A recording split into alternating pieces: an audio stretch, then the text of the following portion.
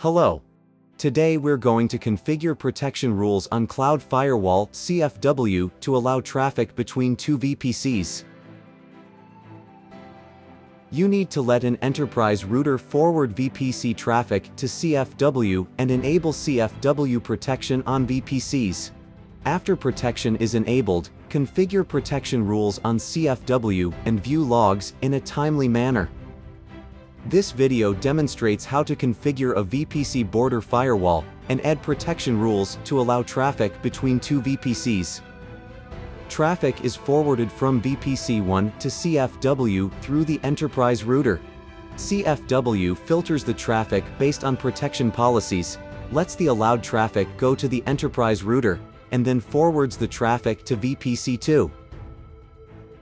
First, create a VPC border firewall. Second, configure an enterprise router and add routes to VPCs. Third, enable firewall protection. Fourth, verify connection. Fifth, add protection rules. Last, view protection logs. Log into the Huawei Cloud Management Console. Choose Security and Compliance Cloud Firewall. The Cloud Firewall page is displayed. Only the Professional Edition supports VPC border protection.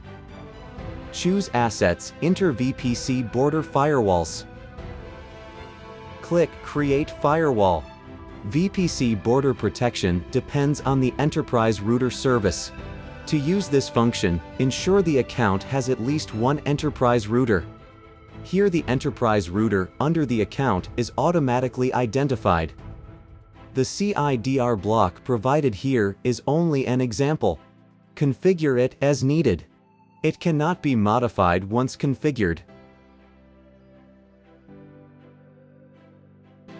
During the firewall creation, its status is upgrading.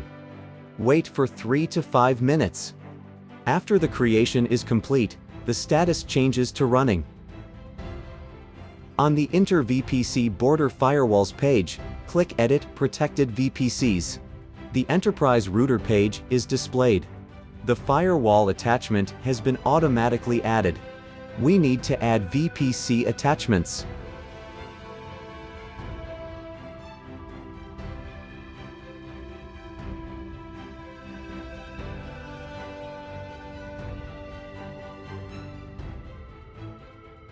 To protect the traffic between two VPCs, we need to add two VPC attachments.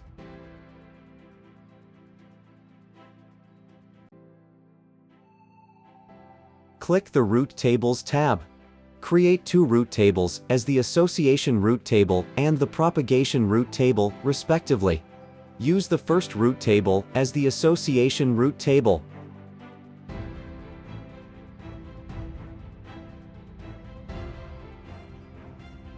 Add the associations with the two VPCs.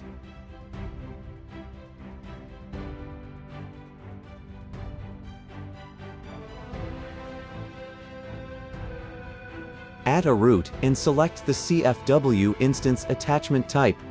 You are advised to set the destination address to 0.0.0.0/0. All traffic of the two VPCs will be checked by CFW.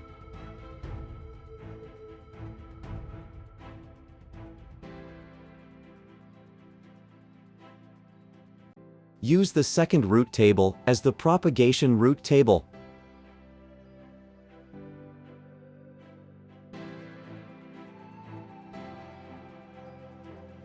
Add the association with CFW.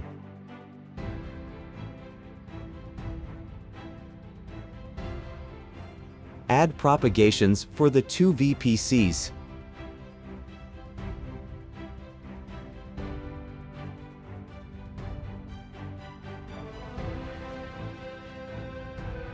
Return to the previous page. Choose Virtual Private Cloud Route Tables.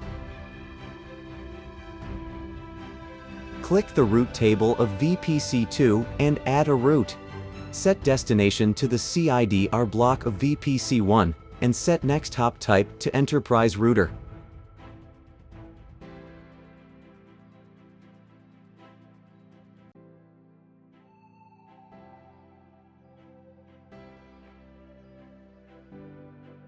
Click the route table of VPC2 and add a route.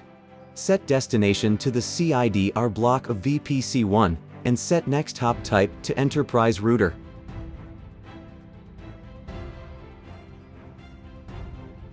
Return to the CFW console and go to the inter-VPC border firewalls page. The two VPCs have been associated with the firewall. Enable the VPC border firewall protection. Verify the connection between VPC1 and VPC2. Here we use an ECS in VPC2 to ping an ECS in VPC1.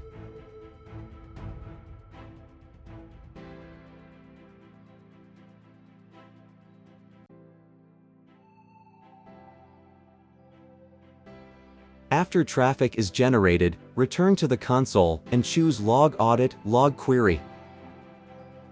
Click Traffic Logs and click VPC Border Firewall. If logs are generated, there is already traffic passing through CFW. Choose Access Control, Access Policies, and click the Inter-VPC Borders tab.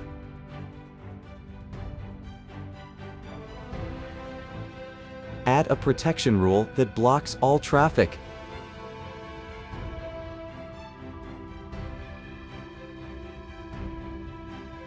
You are advised to disable the blocking rule now and enable it after configuring all rules.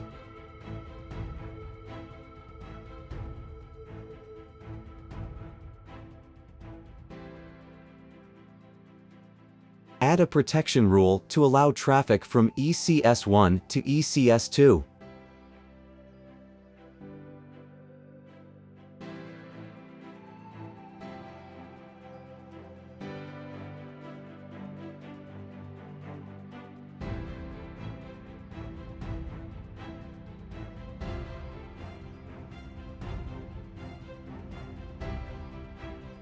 After confirming that the rule configurations are correct, enable the blocking rule.